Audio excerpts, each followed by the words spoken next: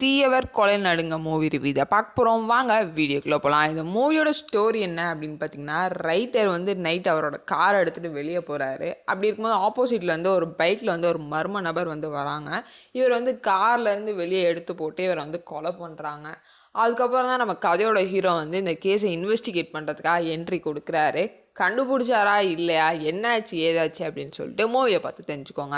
மூவியை பற்றி சொல்லணும் அப்படின்னு பார்த்தீங்கன்னா, க்ரைம் இன்வெஸ்டிகேஷனில் எடுக்கிற அதே மூவி மாதிரி தான் இந்த மூவியும் எடுத்து வச்சுருக்காங்க. நம்மளால் ஈஸியாக வந்து சில இதெல்லாம் ப்ரிடிக்ட் பண்ண முடியுது, நெக்ஸ்ட் என்ன நடக்கும் அப்படின்றது.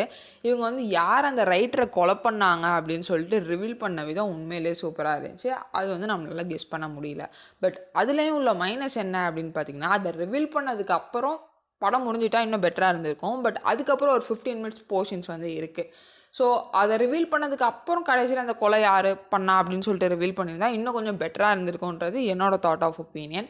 எல்லாருமே அவங்களுக்கு கொடுக்கப்பட்ட ரோலை சூப்பராகவே ப்ளே பண்ணியிருக்காங்க அப்படின்னே சொல்லலாம். ஸோ ஓரளவுக்கு ஆவரேஜான மூவி தான். ஃப்ரீயாக இருந்தீங்கன்னா பார்த்து என்ஜாய் பண்ணுங்கள். இதை அந்த மூவி ரிவ்யூ இதே போல் இன்ட்ரெஸ்டிங் மூவி ரிவ்யூட மாட்டீங்களா? Bye bye, thank you.